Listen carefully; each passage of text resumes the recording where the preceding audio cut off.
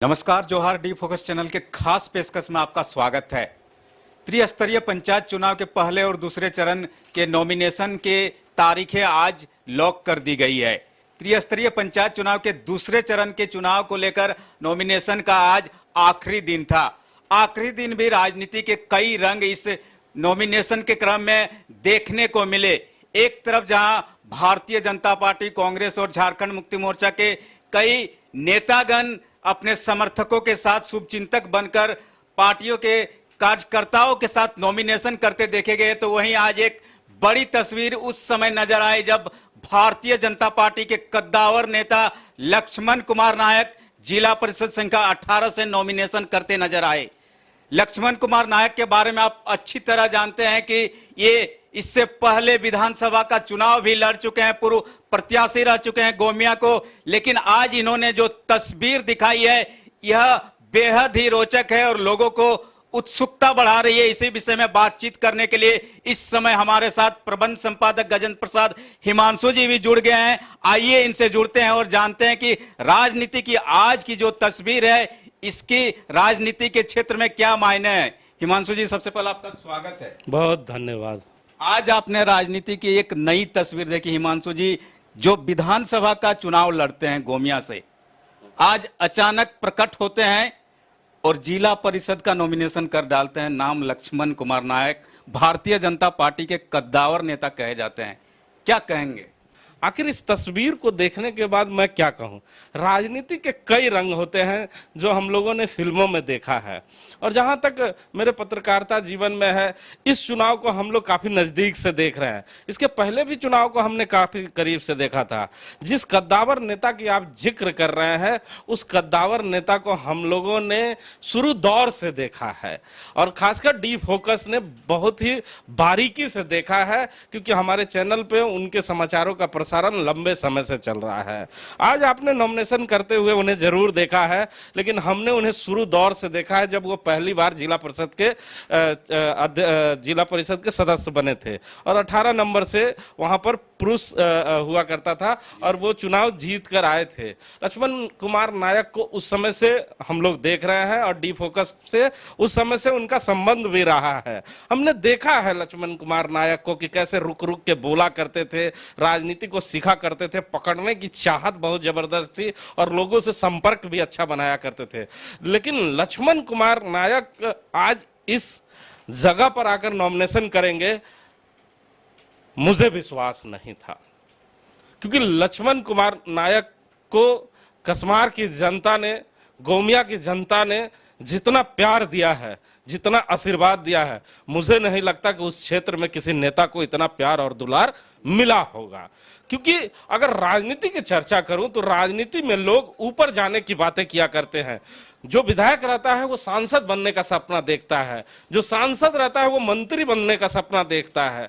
उसी तरह राजनीति में हर व्यक्ति आगे जाना चाहता है, लेकिन मैं पहली बार समझ नहीं पा रहा हूं कि लक्ष्मण कुमार नायक के आखिर कौन से वो सलाहकार हैं जिन्होंने उन्हें सलाह दिया है। क्योंकि ये डिसीजन भारतीय जनता पार्टी के किसी बड़े नेता का कभी नहीं हो सकता, और कोई बड़े नेता ये नहीं कह सकते हैं कि आपको जिस क्षेत्र की जनता ने चुनाव जिताया है, आपके बाद आपकी पत्नी को चुनाव जिताया है, आज के बाद आपको गोमिया विधानसभा से भारतीय जनता पार्टी ने टिकट दिया और आप चुनाव लड़े, और आपके चुनाव प्रचार में कई स्टार प्रचारक आए, और ठीक है आप बहुत अच्छा नहीं कर पाए, उसके भी कई रीजन थे। क्योंकि लक्ष्मण कुमार नायक उस समय बेरमो से टिकट चाहते थे और उनके जो समर्थक थे वो बेरमो में लगे हुए थे। बेरमो से दिली ख्वाहिश थी, लेकिन मिल गया गोमिया। लेकिन फिर भी लक्ष्मण कुमार नायक के लोगों ने जमकर मेहनत किया, बोकारो से भी जाके लोगों ने मेहनत किया।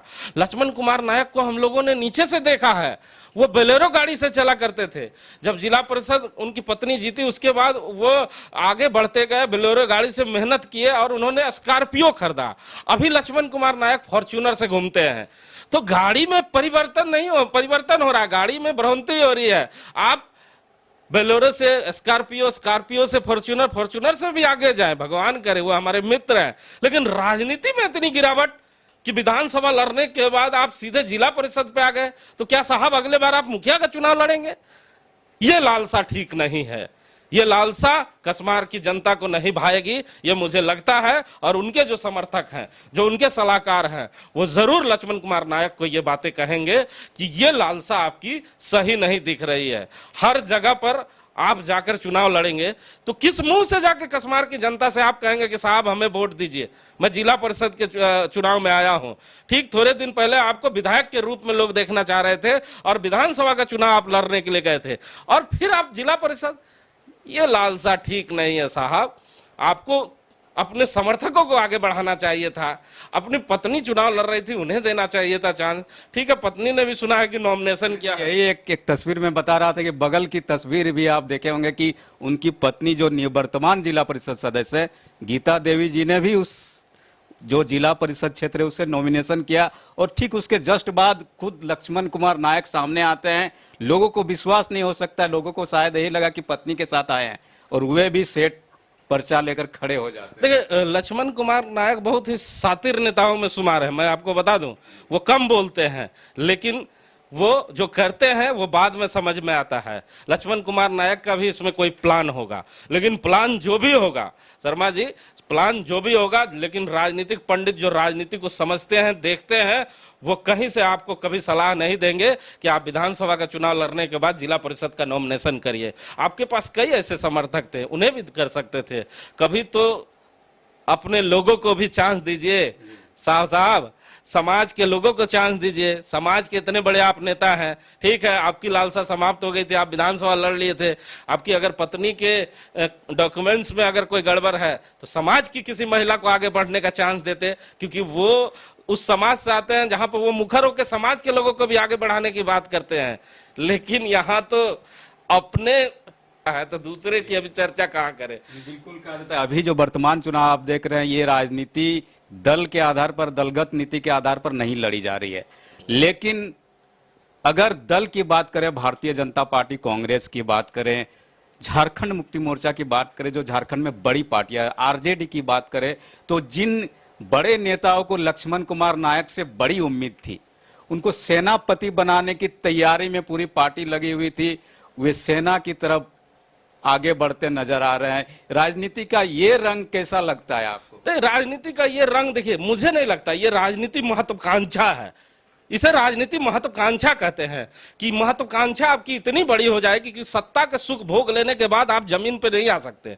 जो व्यक्ति, आप देखिए अभी चंद दिन पहले चास नगर निगम में चुनाव था और लोग तैयारियां कर रहे थे। जैसे ही महिला का चुनाव आया, कोई अपनी माँ को, कोई अपनी पत्नी को, कोई अपनी बहन को, कोई अपने रिश्तेदारों को, वो सत्ता के सुख के साथ ही रहना चाहते हैं। चाहे नगर निगम का हो, पंचायत का हो, विधानसभा का हो। आप विधानसभा के चुनाव में देख लीजिए, जो प्रत्याशी चुनाव हारता है या जो प्रत्याशी शामिल नहीं हो पाता, वो अपनी बहू को दे देगा, अपने बेटे को दे देगा। यहाँ अभी भी राजतंत्र की परंपरा ही चल रही है शर्मा जी। अभी भी लोग राजा के बेटे को ही राजा मानते हैं, राजा की पत्नी को ही रानी मानते हैं। अगर नहीं मानते तो इन नेताओं की हिम्मत नहीं होती कि अपनी पत्नी को चुनाव में आगे लाते और पत्नी के बाद खुद चुनाव में आगे आते, क्योंकि आवाम ऐसी है, जनता ऐसी है, जनता समझती है इन्हें कि जनता को जो हम कहेंगे जनता हमें समझ जाएगी।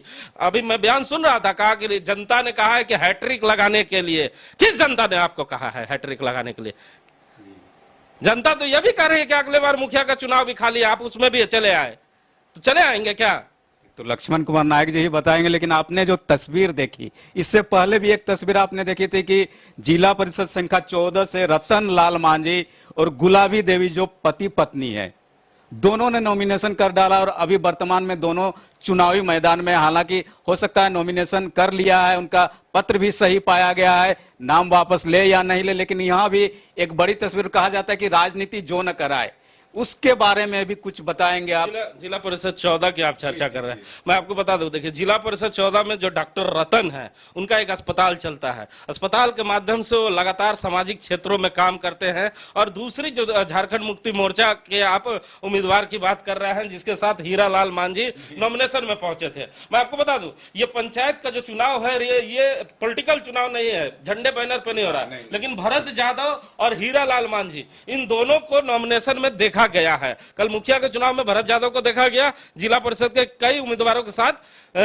हीरालाल मांझी को देखा गया। तो ये जो 14 नंबर की आप जिक्र कर रहे हैं, 14 नंबर में रतन जो मांझी हैं, जो रतन लाल मांझी हैं, जो जिन्होंने नॉमिनेशन किया, और उनकी पत्नी गुलाबी देवी वहां वर्तमान में जिला परिषद भी हैं। और इनके जो पति थे डॉक्टर रतन, उन्होंने ही खूब मेहनत करके पत्नी को चुनाव जिताया था। लेकिन आपसी कलह होने के बाद ये पति पत्नी दोनों चुनाव में आ गए। अब बताइए, जिस आवाम ने अगले चुनाव में रतन मांझी ने अपनी पत्नी के लिए वोट मांगा है कि साहब हमारी पत्नी सबसे अच्छी उम्मीदवार है, सबको हाथ जोड़ जोड़ के आपने वोट मांगा, आज उसी पत्नी को बुराई करने के लिए 14 नंबर वार्ड जिला परिषद क्षेत्र में आप जाएंगे और कहेंगे साहब हमारी पत्नी ठीक नहीं है, आप मुझे वोट दे दे। ये राजनीति का कौन सा रंग है? जहां तक बात 14 नंबर की करें, वहां एक और उम्मीदवार है अशोक मुर्मू। वहां एक और उम्मीदवार हैं जो झारखंड मुक्ति मोर्चा के हैं, जिसके साथ हीरालाल मांझी गए थे। अशोक मुर्मू जो झारखंड मुक्ति मोर्चा के जिला कमेटी में है, उन्हें प्रवक्ता बनाया गया, उन्हें कोषाध्यक्ष बनाया गया, उन्हें 20 सूत्री में चांस दिया गया। अब झारखंड मुक्ति मोर्चा के जिला अध्यक्ष ने उन्हें जिला परिषद का उम्मीदवार भी बना दिया। अब ना जाने और क्या बनाएंगा। मुर्मू साहब भी पूरी ताकत लगाए हुए हैं, लेकिन मुर्मू साहब से भी हम कहना चाहेंगे कि मुर्मू साहब जिला के इतने पदों को शोभित करने के बाद जिला परिषद में आप जा रहे हैं। और डॉक्टर रतन साहब से भी कहना चाहूंगा, किस हिसाब से आप आम से वोट मांगेंगे? क्या कहेंगे लोगों को? क्या कहेंगे लोगों को? अपनी पत्नी की बुराई जाके अपने क्षेत्र में करेंगे और कहेंगे कि हमारी पत्नी आज हमारे साथ नहीं है, वो चुनाव लड़ रही है, हमें वोट दे दे। आवाम भी सोचेगी, जनता भी सोचेगी किन्हें वोट दे, अशोक मुर्मू को दे कि और कई उम्मीदवार वहां पे उन्हें वोट दे कि इनकी पत्नी जो है गुलाबी देवी को दे। तो ये चुनाव जो है अभी कई रंग आपको दिखाएंगे, क्योंकि अभी ये दूसरा फेज खत्म हुआ है, तीसरा फेज शुरू हो रहा है, चौथा फेज शुरू होने वाला है।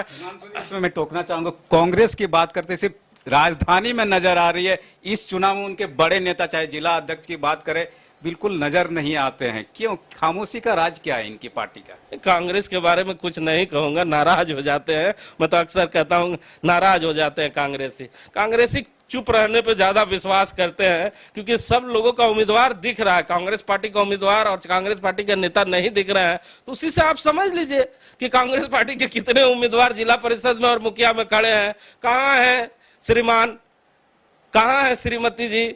जो लोग दबंग नेता हैं कांग्रेस पार्टी के, वो सब कहाँ है?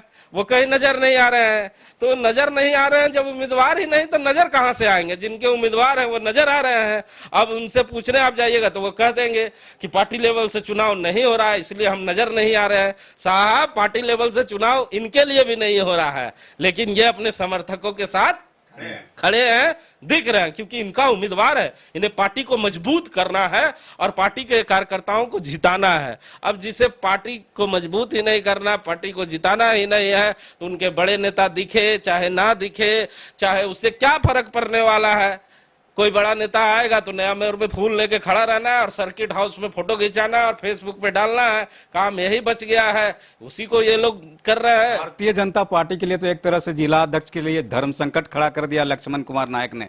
पत्नी भी मैदान में भाजपा के और खुद लक्ष्मण जी भी मैदान में। राम क्या करेंगे भाजपा के? कुछ नहीं करेंगे, राम आराम करेंगे। बेटी की शादी है राम की, राम साहब अपने बेटे की शादी में मस्ती से जाएंगे और अच्छे से शादी को निभाएंगे। हमारी भी ढेर सारी शुभकामनाएं हैं इनके साथ। ये कुछ नहीं करेंगे, इन्हें मालूम है, क्योंकि ये खुद जिला परिषद रह चुके हैं।